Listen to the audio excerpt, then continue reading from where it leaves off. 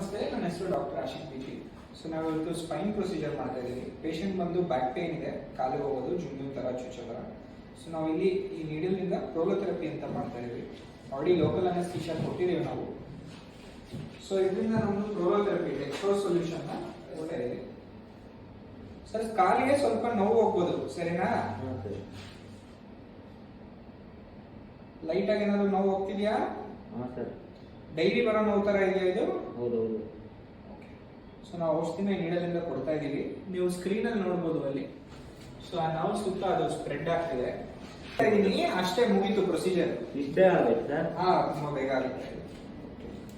Plaster ಅಷ್ಟೇ, ತುಂಬಾ ಚಿಕ್ಕ ಪ್ಲಾಸ್ಟರ್.